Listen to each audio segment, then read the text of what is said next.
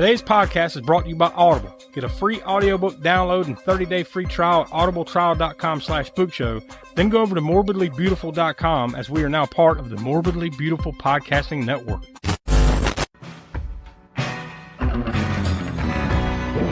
alive! It's alive! It's alive! Roll two! Roll two! Yo, two! Everybody here dies by dawn. Dead by dawn! Welcome to the Spookshow. Hello, welcome to the latest All-American Spookshow podcast. I'm Josh. I'm joined here with Tiana. Hey. And the Professor Smoke. What's up? And this week we figured this would be a good time to kind of go back and revisit the original Final Destination from the year 2000, all the way back 25 years ago. Because the new Final Destination, what is it called? Final Destination Bloodlines, correct? Yeah. That comes out this Friday.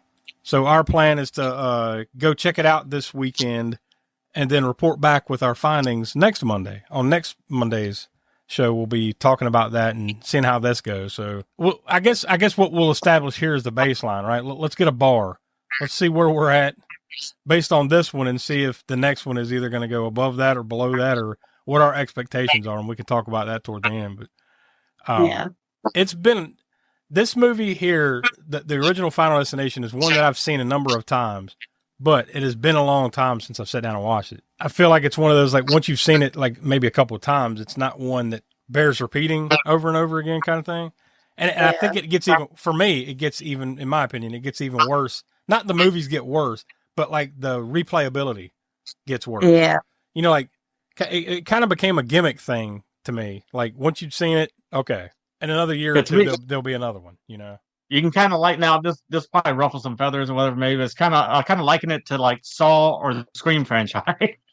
A little bit. I think they came out less frequent. Yeah. Because there was 5 of them. The one that's about to come out this week is the 6th one. I guess we can go ahead and run through the franchise. So there's the one that we're here to talk about today, the original Final Destination, which released March 17th of the year 2000. Then 3 years later, for some reason I can't spit it out tonight. Final Destination 2 came out January 31st of 2003, which is a weird release date for a horror movie, but then again, that is the kind of time of year where they dump some stuff sometimes, right? So yeah, January. Maybe this does good, maybe it doesn't, so we'll just dump it here, you know. Then 3 years later, Final Destination 3 came out February 10th, 2006. So they were on a 3-year pattern, so it wasn't every year, every 3 years. Then 3 years after that, in 2009, the Final Destination, which turned out to not be the Final Destination. That was the 4th one. That actually came out at the end of the summer season, August 28th of 2009. And then the last one, which I don't remember whether they really actually billed it as like the last one or not. And it did well money-wise. That was kind of the end for a long time. And it released 2 years after that one. Final Destination 5 came out August 12th of 2011. And then radio silence for the most part. That was it until this year that we're about to get Final Destination Bloodlines. But overall, these have all been successful movies. The one that we're talking about today in 2000 had a budget of $23 million, and it went on to make, let's just call it $113 million. Here it is. The second one had a slightly bigger budget, only about $3 million, $26 million, and it went on to $90.9 million, so not as successful. But the third Final Destination had a budget of $25 million, so the budget actually went down slightly, but it made $118.9 million. Then the Final Destination, which was the 4th one, had a much higher budget, $40 million budget, and this was by far the highest one to date, $187 million box office on that one. So yeah, guess what? Let's speed it up, and 2 years later, we're going to make another one. Final Destination 5 came out with a same $40 million budget, and it made $157.9. So those last two made money. In some ways, it's kind of surprising that it took them this long to swing back around to this thing, right? Yeah. Yeah. And me personally, I don't know. I know that I've seen, and we were talking about this before we started recording, but you mentioned the log truck scene. Now that was part 2, right? All right. So I remember it, like you're saying, I remember that set piece. Of course, you can't forget that, because every time you see a log truck on the road now, you think, oh God, you're behind it. You think of that scene, right? So I've seen that one, and I've seen Part 3 was the roller coaster, Yeah. right? That sounds Yeah. right. And that's all I remember. Well, actually, I remember one other thing is the pane of glass smashing the dude to the ground. I don't remember which one that was. The pane of glass falls on him and and it's like basically like pushes them in a pancake. That might have been the fourth one, maybe, because even like the poster for that one has like shattered glass, so that could have been that one. But I don't. Who the hell knows? I'm not sure 100%, but whatever. I've seen those. Now, if that glass pane one was part 4, then I've seen part 4. If it was in one of the other ones, then I might not have seen 4 and 5. Well, that's the thing too. Like I'm almost positive I've seen every one of these, but it's been so long. Like I said, the replayability, I don't know. You know, of say like of say like 3, 4, and 5. I probably saw them at the time. Yeah, it's another Final Destination movie, and then moved on. Yeah, I'm pretty sure I never saw any of them in the theater. Oh, I did. I don't know if I saw every one of them in the theater, but I probably saw most of them in the theater. The fourth one was 3D, wasn't it? Yeah. Yeah, it was. Yeah, that's the one that had the race car thing. That was in 2009, so that was when every other movie had some. Yeah, Oh yeah, because that's when yeah, I did not see that one. the remake of Bloody Valentine came out. The fifth one was in 3D as well, 2 years later. Yeah, that's right. Yeah. And I don't remember the gimmick to those, though. You know what I mean? Like every movie has, like this movie we're here to talk about today is the plane crash. Mm-hmm. And the log truck and everything that you're talking about. So every one of them has like one big gimmick, right? But I just don't remember what it's been so long. I haven't seen them all once. The ones that I have seen have been once, except for this one now it's been twice. I've seen this one for whatever reason more times than I can count. More times than you can count? Yeah, like literally, I don't know why. Like I just know I've seen this multiple times, and I don't know how many, but I've seen it multiple times. Yeah. Now I will say that I've seen it all the way through twice, but I'm sure it's been on somewhere, and I caught a scene here or there or whatever. You know, there's that too. You know, like you know, if you think about it, if you dwell on it for a second, it's kind of like I mean, there's definitely gore and there's violence and stuff, right? But it's almost kind of like a scaled down version of Saw in a way. Yeah, yeah. Except it's like, how about Supernatural Saw? Maybe, you know, because there's clearly something supernatural afoot here, right? Yeah. And there's also, and they're like, what do you call it? Just elaborate sort of things that align to cause the deaths. Kind of like you're saying, like Saw, you know? Yeah. Because he creates these elaborate things that, and then that cause a gory death or whatever. So in a way, yeah, I see what you're saying. And, you know, and I think that's one of the things that I've always kind of liked about the series. And I'm not saying it's my favorite series or anything like that, but I've always enjoyed it for what it is. And I think it's just that maybe that corniness of like, what is it? The Rube Goldberg contraptions kind of sometimes like literally like, oh, this thing fell over and caused this to happen. No. The chain reaction part of it, you know, it's like, that's corny and funny and entertaining. But, you know, like just the themes of the whole thing of coincidence, fate, just pure dumb luck, accidents, all that stuff combined, you know, like I've just always kind of enjoyed that aspect of this series. I feel like you can like the characters too. Yeah, especially in this At least through the third one. Yeah, true. Yeah. Once again, I have almost zero recollection of 4 and 5 for some reason. You know, and maybe that's why it kind of took a break after that. It's like, all right, that's enough. You know, maybe you know, how can we miss you if you don't go away, kind of thing, right? So, I'm betting you this new one when it comes out, though. And we'll talk about it next week, obviously, but I bet it's going to do well. Yeah, I think so too. Yeah, and you know, put aside inflation, right? Because you know, just ticket prices are more expensive than they used to be. But the fact that it's playing IMAX, right? I believe. Yeah. And what was that one that you had sent something about? The RDX? 4DX? Oh yeah, the 4DX. Yeah, no, fuck that. Nah. Too much. Dude, I made the mistake one time. I went and saw the last Spider-Man movie that came out. I knew the gimmick was like moving chairs and stuff, but I was like, oh, this will be cool. You know, a big Spider-Man movie. No, it was too much. You can't even like take a sip of your drink or your popcorn or anything. Just, ugh. What the hell's going on? I guess you could go into it, and then what happens if you have a premonition that the 4D thing breaks down and people start getting thrown out of their seats and dying and stuff? And you're like, no, I'm not going to watch it. You just wrote Final Destination 7. That's the entire premise right there. And that's the thing that this new one coming out, we talk about next week. I have no idea what the premise is, what the hook is, because I have not watched the trailer. I'm avoiding it. Yeah.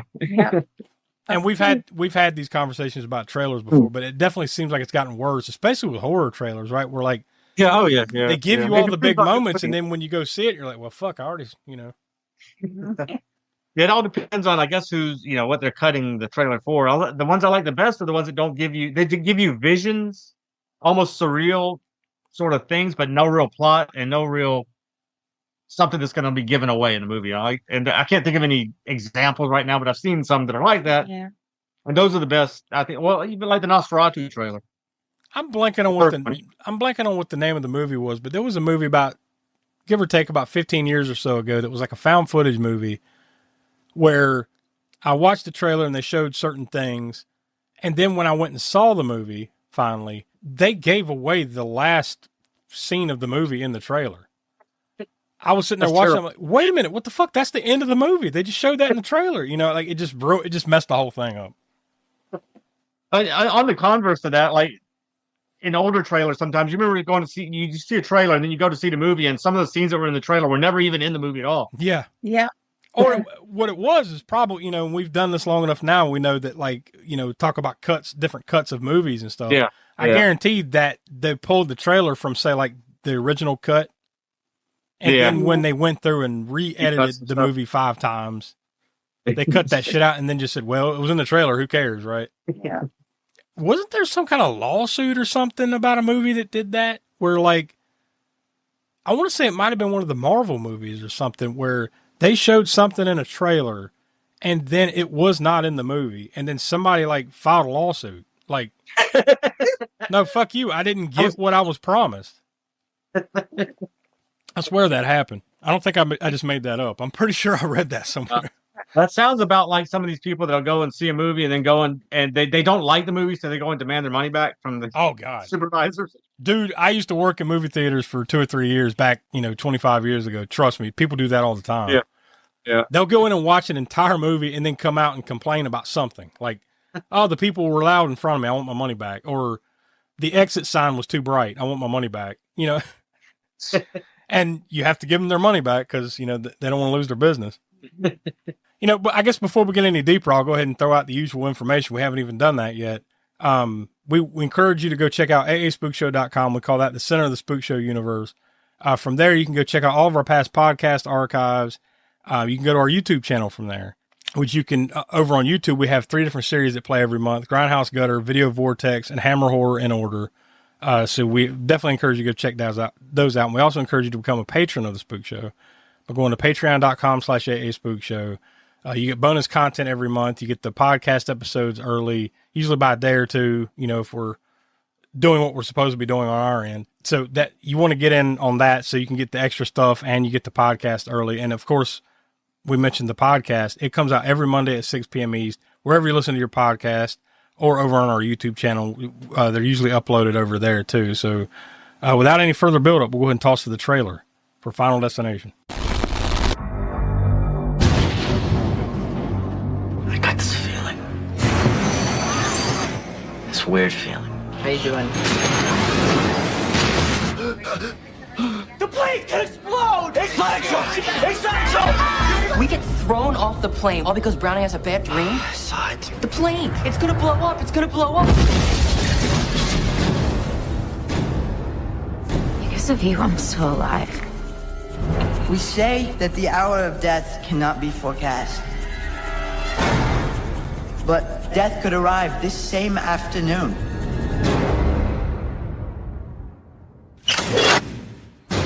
What if Todd was just the first of us? By walking off the plane, you've cheated death. It's an accident. In death, there are no accidents. And no escapes. You have to figure out how and when it's coming back at you. This is a message or something, hinting at a design. We will die unless we find the patterns and cheat it again.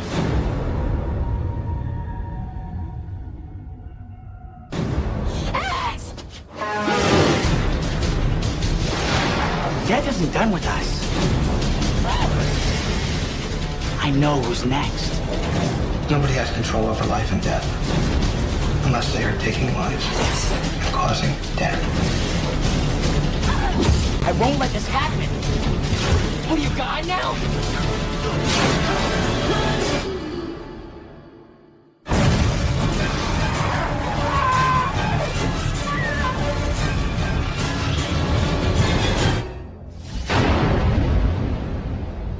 So who's next?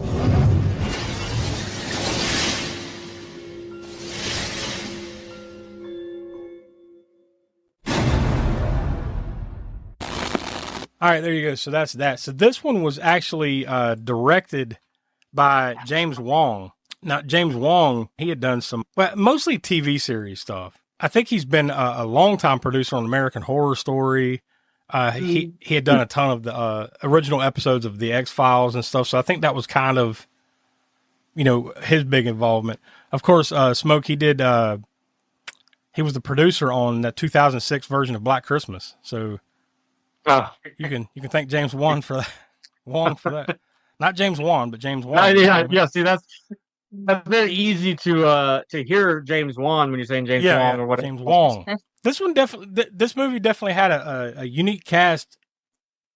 As far as like some of them that were kind of like big names in the moment, some of them went on to do a lot more stuff, and then other ones just kind of faded to the background a little bit, right? Like they were big in that moment, but varying degrees of success since. Like Devon Sawa, right? Like he's had tons of stuff, but maybe not quite as big as maybe some people thought he would be, right? Kind of thing. Yeah. Ali Larter, I mean, she's probably at the height of her powers right around this time, right? And then just kind of went down into TV and, stuff like that.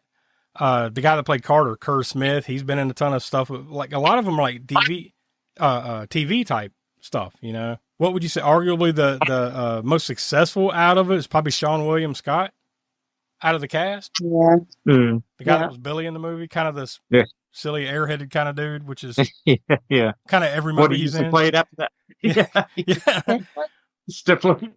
Yeah. Where was this in the timeline of that? American Pie came before this, right? What year was this? 2000? This is 2000. Yeah. American Pie was 99. So yeah, you're right. You're coming right out of it. I'm not looking at his whole filmography, but it had to have been like, if not the next movie, one of the next movies that came out after American Pie. So he's kind of riding high on that, and he made a ton of stuff. But of course, Tony Todd, Candyman himself. Right? Yeah. And this one, he's Bloodworth, and he's only in it for a couple minutes, but it's so creepy as hell. Yeah, he's creepy as hell, and he delivers like at least one of the more memorable lines of the movie too, right? Yeah. What did he say? God, now I'm blanking. This, you don't want to mess with death or something. God damn it! How did he deliver it? I fucking set it up and I blew the line. I know. I can't think. I know exactly the line you're talking about too, but I can't think of it either. Hold on, I got it in my notes. I had him pulled up. Here it is. You don't even want to fuck with that Mac Daddy. That's what he said. Oh yeah. Talking about death. You don't even want to fuck with that Mac Daddy. Yeah, he's really only there to deliver a couple lines of exposition, like I guess to put that seed in their mind that like death's coming for you. Yeah, you fucked up the design, so to speak, right? So then they kind of take the ball and run with it there. What do you think of that whole premise of this? Is where like essentially that's what it is. Like you were supposed to die, you cheated death, so now death is coming for you. Like just as a premise. Yeah, I think it's cool. It's different for that time period of. I mean, it kind of plays on the supernatural ghost kind of thing, but it's not a ghost. It's death himself, but you don't see him. He's not like the Grim Reaper, scythe or anything or whatever. Just at most, it's just a shadow or something, right? Yeah. Now I think that was an interesting concept. I think I've seen some people debate whether it's Tony Todd or not, right? His character, and I guess that gets blown out a little bit more in the following movies because I'm pretty sure he's in every single one of these movies. And maybe that's why. Maybe that's why people are trying to connect it that way because he's in all of them. Yeah, that like he is death, or he is Satan, or some shit. Now I've only seen them all once, and so I don't remember. But he's not playing. He's playing that mortician in everyone, or no, or different characters. I think it's different characters, but once again, it's been a while since I've seen them all. So yeah, me too.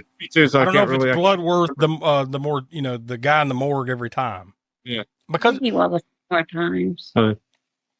Because it's not like these all take place in the same town to the same people either, right? Like there's no, Yeah. I guess there is some type of connective tissue, and I guess we'll see a little bit more about that when the new one comes out. But Yeah. I don't know how these movies actually connect all that much To each other, yeah. Yeah, like from one to the other. I don't remember if they're maybe somewhere in there's like one of the survivors pops up or something in another movie, right? But yeah, in the second one. So there you go.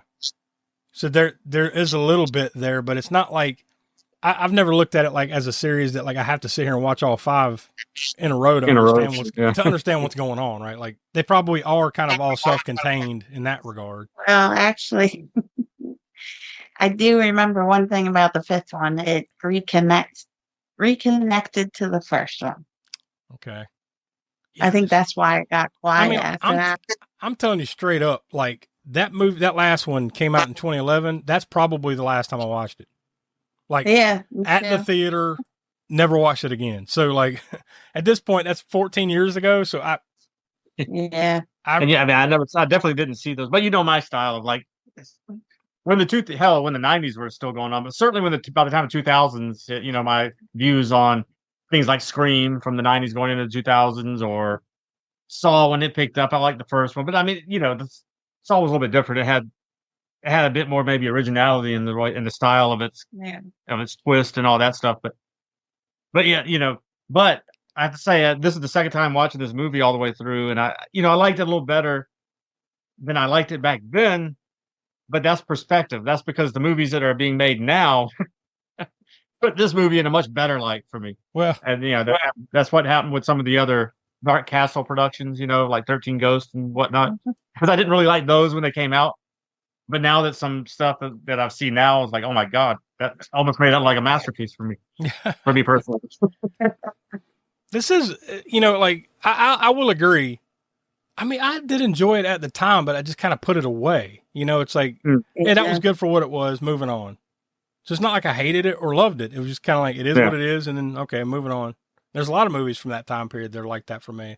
They're like, now, like you said, if you pull them out 25 years later, now that you look at things a little differently, I guess, you know, and comparatively. Well, there was that time period in there, like we've talked about before, this time period specifically in there, and it went on for about, I don't know, at least 5 years or 6 years or maybe more.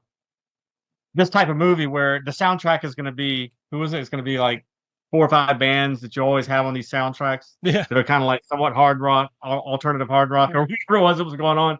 So you get, I mean, maybe it was this one, I can't remember. Just had a few. Song. It had Nine Inch Nails, and it had so all of them have these sort of these songs that would be from that era, early 2000s or so to mid 2000s era.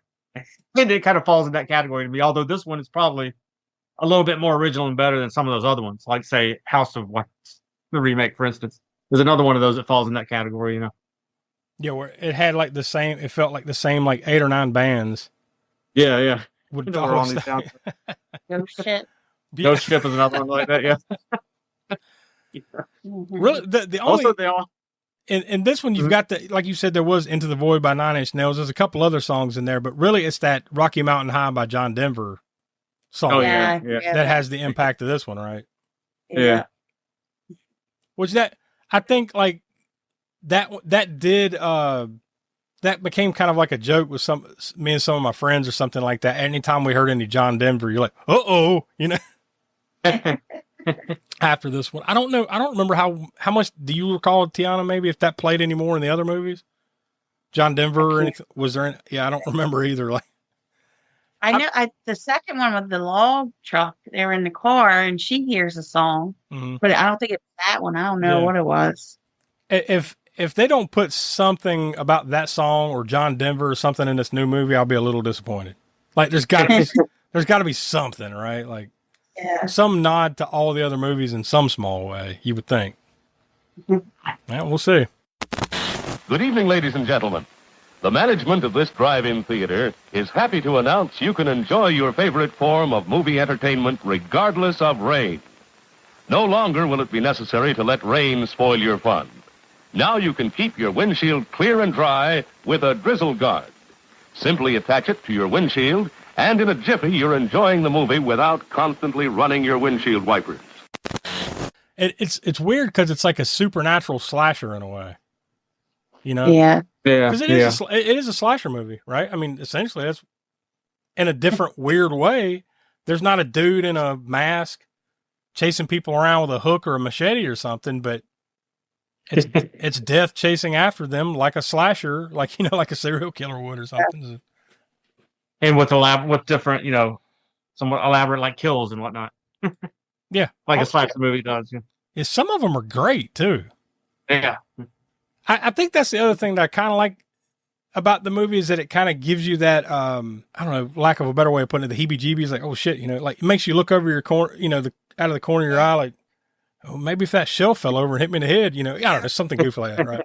Maybe some chain of events would Rube Goldberg me to death, you know, kind of thing. But we know the movie was partially produced by OSHA. Yeah. But betterment of a safer workplace. Final Destination. But like, for instance, the we just talked about him, Sean William Scott, Billy, getting decapitated near at the train. And I love that aspect of the movie too, where everybody's like, I'm going to live forever. Nothing will ever happen to me. You know, then the girl walks out in front of the bus and just, it's like, bam! You could just fuck off and die or something like that. Yeah. Or whatever. There's blood splatters on their faces. I'm going to move on and live a long, healthy life.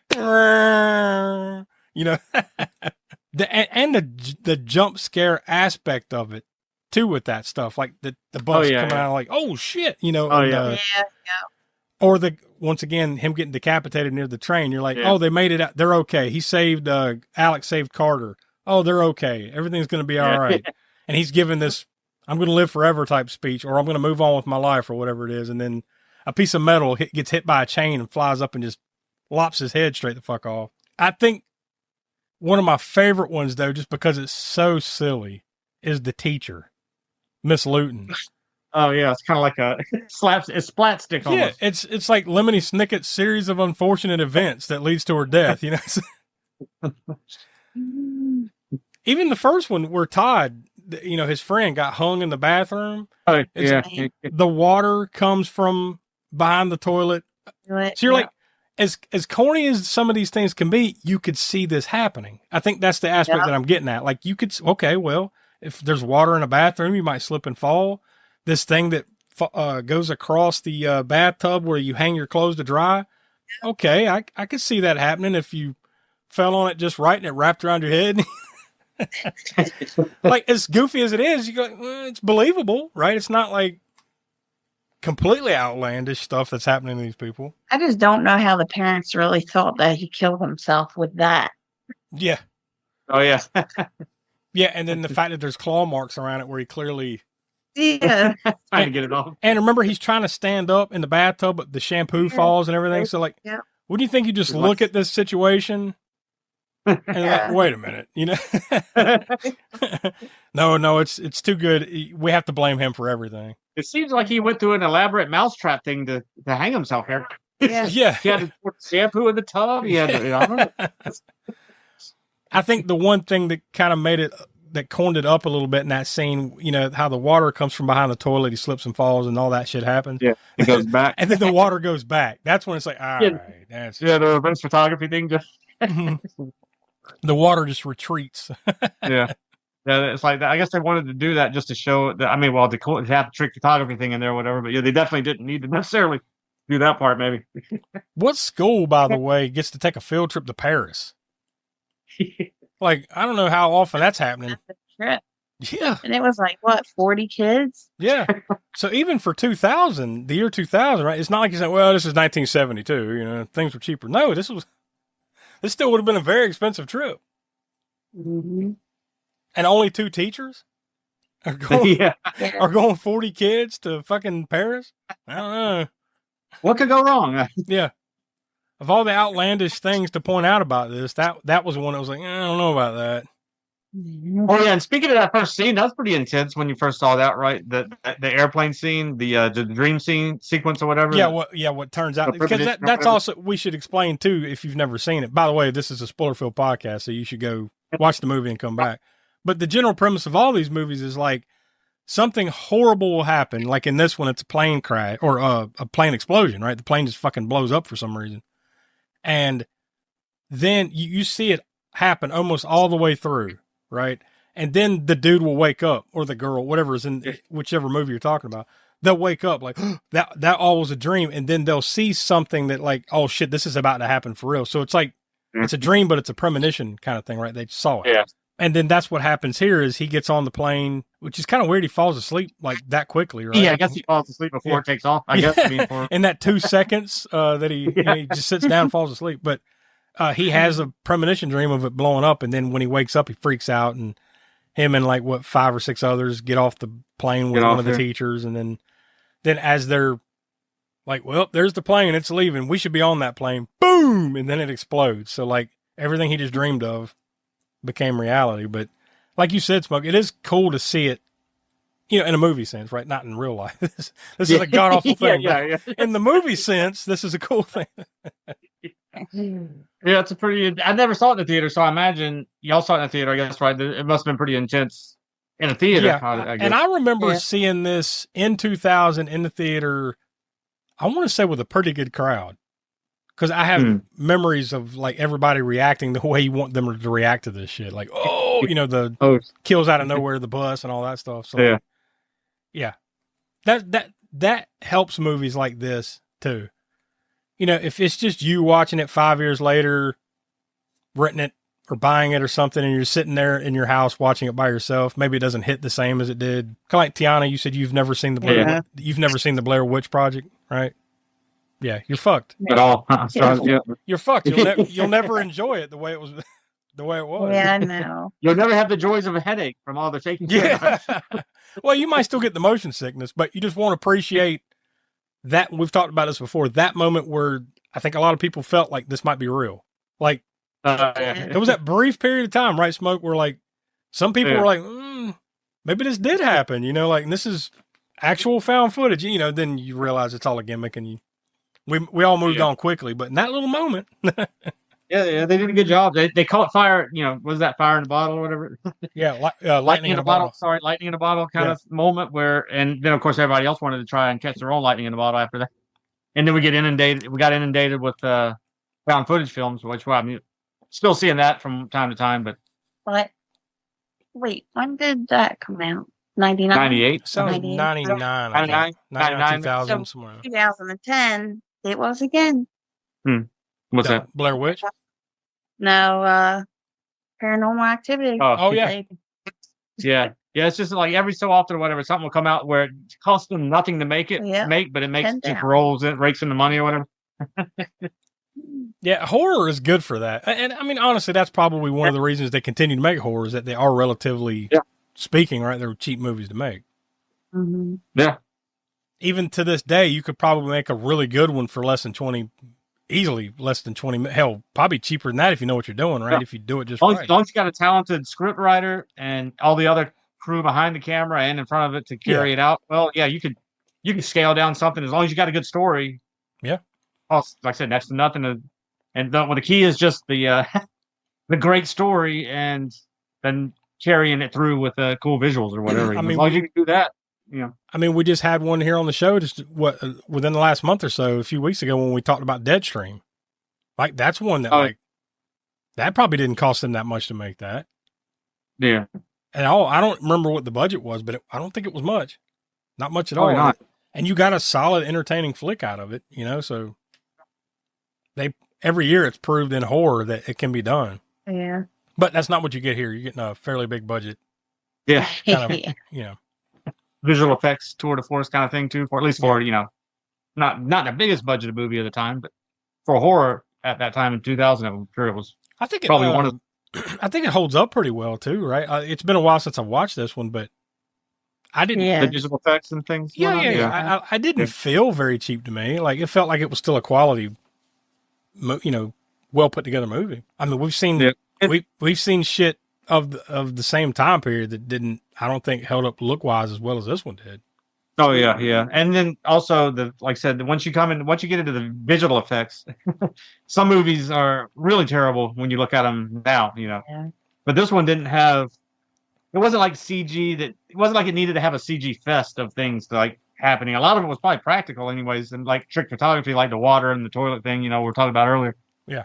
Or the clothesline thing or whatever, things of that nature. But or the signpost decapitating them, that was all like, practical effects. I mean, this is still a time when digital effects were pretty much, or at least CG was still kind of in its junior stage, right? Not in infancy, maybe. I think it was 98, 97 when it really.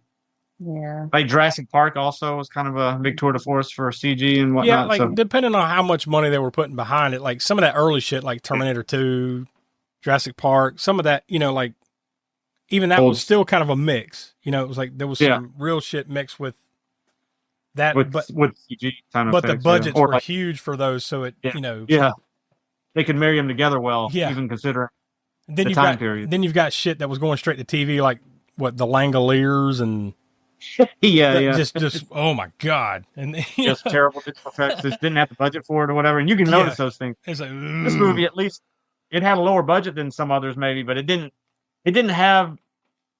It didn't have a shitload of CG effects they had to worry about. There was visual effects, but they were able to carry them out where they still look all right today, right? I was also thinking of the Lawnmower Man. Oh man, it just did not age well. And that's just a weird thing, either. I mean, the fact that they just wanted to have a movie with Stephen King's name on it, because that story is only a few pages long, and so they made a whole movie out of it. But to be fair, that's like the 90s in a nutshell as far as Stephen King stuff's concerned. Like, there's a few good ones in there, right? Like the It, Tim Curry. Yeah, that was 1990 itself, though, right at the right at the beginning. The Stand was pretty good. That was 90s, right? Yeah. So there's a couple outliers in there, but for the most part, it's like the shitty. They just want to get his name on the movie. Yeah, it's the shitty Stephen King adaptations, When did not Shivers? That's Cronenberg. Whatever. When did what the hell's the one with the Native American kind of folklore thing? I want to say that was early 2000s. Thinner. That was a little bit. Thinner was early 2000s. Oh no, Thinner was in the 90s. That was in the 90s. See, that was all right. That was pretty decent. That was like a gypsy curse or some shit like that, right? Oh, sorry, gypsy. Yeah. I remember that Thinner, where he wrongs her and then like gets cornholed for the rest of the movie because don't fuck with a gypsy. Yeah. Also, what other movies like that? Drag Me to Hell? Yeah, well, that's basically the same thing, except somewhat similar premise. yeah, very similar. Come to think of it, now you just ruined Drag Me to Hell for me. It's just thinner, except she just didn't make her thin. She just ruined her life. I love that. By the way, I know we're getting off track here, but that movie's awesome. Yeah. Drag Me to Hell. I love that movie. He was thinking about doing a second one recently, so I'm not sure. You totally could. I know. Totally could. The way they left that one.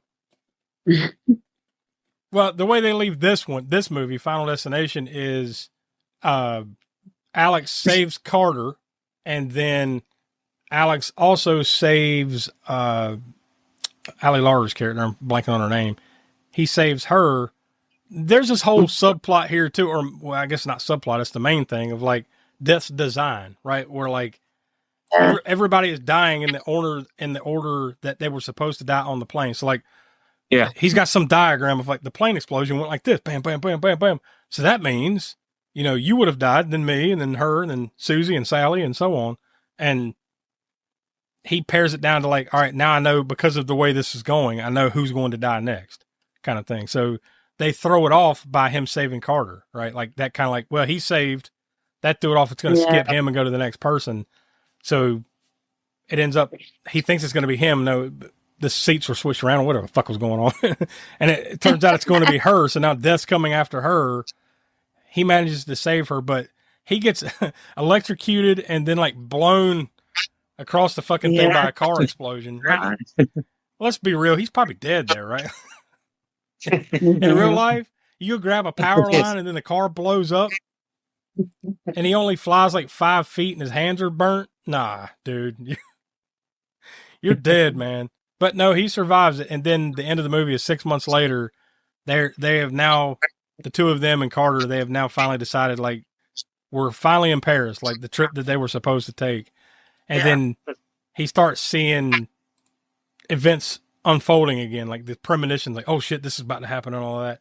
And then he pulls out his little map thing still, and they're like, oh, just stop it. Yeah, that's enough of this shit. No, we're done. We're saved. We beat death. And then isn't it the kind of the same thing where Carter's standing there like, nothing's going to happen to me. I'm going to live forever. And then a sign swoops down and right as the credits pop up, like, I assume he's just about to get smashed by this sign that's about to hit him. So the end. So yeah, there you go. Final Destination. So you get the whole premise of the movie of this series is that like, there's this one big gimmick thing. And then you cheated death. Now death is coming for your ass because you managed to you survived this horrible thing that happens at the beginning of the movie. That's every movie. So what will happen this week when we see the new Final Destination? Well, we'll find, like I said, we've avoided the trailer, so we don't know. So we'll watch it this weekend and we'll talk about it next. But star ratings. Well, I guess we just kind of nominated this one based on the fact that the new one was coming out. So it wasn't anybody in particular. I thought it was you. Maybe it was. I think it was you. It was your pick. I didn't want to take credit for it, but here we are. All right. Well, since I was the one that suggested it, I enjoyed it back then, and I still enjoy it. I think it holds up pretty well. It is what it is. It's kind of over the top. It's corny, but you get just enough gore in here. It's not an overly gory kind of thing, but you get some pretty cool sudden deaths. Just to set the bar for this, because that second one I might like. That one sticks in my head a little bit more than this one because of the log truck thing that we were talking about it earlier. So that movie definitely is like burned into the old brain pan there. I don't know if I'd go like that one is better than this one, but that's definitely more memorable. I guess I'll just start off with a baseline of fuck it. I'll go 3 stars. I enjoy it for what it is. It's not top notch cinema or anything like that, but I enjoy it. So it's a fun time kind of movie. So I'll go 3 stars. So that'll be kind of my bar moving forward with these, and then the next one next week. So Tiana, what do you say? I give it a 3 too, the same as you. It still holds up. That leaves you a decent watch. That leaves you, Smoke. What do you say? I like I said, it was initially, I don't remember how long it took me before I saw this after it came out, but it was one of those that I wasn't too thrilled on seeing, I guess, at the time back in 2000. And whenever I did finally get around to watching it, I thought it was all right, But as mentioned earlier, cut to now and all the shit movies I've seen since that time, from 2000 and now. Hey, going back and watching it now has made it a little bit better maybe than it was back then to me. So I enjoy it, and the premise is cool and all. I don't know. I can't remember if I'm same as you as far as remembering that log truck scene from part 2, but I don't know that it's overall whether I like the whole movie better or not. Yeah, we'll find out when we get to that. Mm-hmm. In part 3, again, too, I remember the roller coaster scene or whatever, and maybe a couple other little things. But I'm pretty sure that maybe I didn't like 3 as well, but I can't remember. We'll see when we get to it. But I think for me, I'll set my bar for this first one at I'll go 2 3/4 on.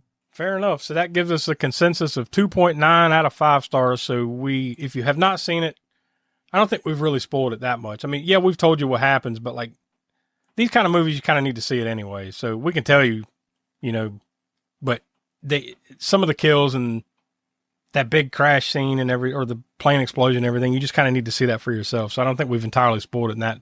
So I think that's enough to say that we recommend you go check it out. I think you'll enjoy it at least once. It's not top-notch cinema, but it's not supposed to be, right? It's supposed to be a fun night out popcorn flick type thing. So that, I think, like I said, I think that can kind of be a fair bar for next week. So we'll see. We'll see if it... I'm surprised with it, especially being its 25th year anniversary and the new one coming out. I'm surprised it didn't come back out in the movie theater. Yeah. They've been doing that a lot lately. A brief re-release or something. Yeah. It would have been smart to at least have it out, say like one weekend or something like that before that one. So I don't know. Maybe have it on an in-flight movie or something. I don't know. Maybe, maybe not. I wonder if that's ever happened. Like, I'm sure not. I haven't flown in a while, but like I know, like you can kind of pick your own shit now. Like, who's sitting around like purposely picking the first Final Destination? And yeah, if you can pick your own, I guess so. But I know that before you could pick your own, when it was up to the airline to pick those, they definitely made sure that there wasn't anything that could connect to a flight, or at least that not a an emergency. Yeah, you think situation. you think you're getting like the latest Kung Fu Panda movie, and all of a sudden you're watching Final Destination. You know, everybody starts wigging out. All right, so yeah, there we go. 2.9 out of 5 stars. So we go check it out. But we can't leave this one completely yet until we do our final tallies here. So, Tiana, what kind of kill count did you come up with this one?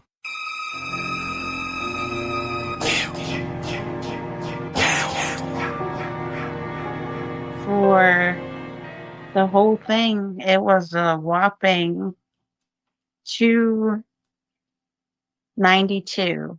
Good Lord. Okay, well, if you're counting the plane. So, yeah, the plane was 287 just by itself. So, yeah, and they did mention the number, right? Somewhere in there is 200. So what'd you say, 292? Yeah. Wow. Yeah, well, if you're, I mean, you got to count it because you did see it happen. Like, it's like, there's a fucking plane explosion. So, yeah. I was thinking, like, how many deaths did we see? But then I forgot about that, the big one. So, yeah, there you go. Let's talk about the kill reel. Highlight kill. The highlight kill. Now, this is like trying to pick when you do the Saw movies. It's like, you do have a pretty good buffet to pick from, right? Like, this isn't as crazy as those, but still, you know, you got a number of ones to choose from. You know, other than the plane explosion, I think the one that's always stuck with me when I think about this movie is the girl getting hit by the bus. Yeah. It ain't the goriest thing, but like, it's like, oh shit, you know, just bam, just out of nowhere. And then blood splatters up in their face, right? When they're all just kind of standing there like horrified, like, what the fuck did we just see? The head, you know, the head getting chopped off is pretty good too. I'm going to go with the bus. I think that one's like the impact. Yeah. No pun intended. The impact of it. Yeah. I think that's, you know, that's the one that sticks in my head. So, Smoke, that leaves us with you. Gore score.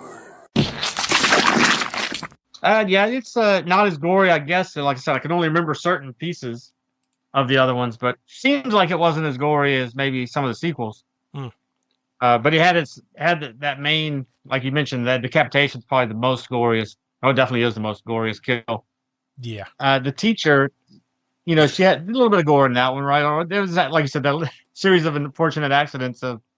Yeah. She ended up with a knife in her chest, and then he's trying to, he's like got his hand, like, I don't know if I need to pull it out or what it's doing. And then the other thing happens that makes the chair or whatever, something falls and pushes the knife further in. Yeah. It's like, what the hell? But then he does pull it out, and he's standing over with the knife, like, oh shit, looks like he murdered her or whatever. Yeah, and he steps in the blood, and there's this footprint, and it's like everything. It's like, what is this? So I mean, you get some gore there too, and but a lot of the other ones aren't too gory. They're cool kills, like, well, the highlight kill, you said, like the bus.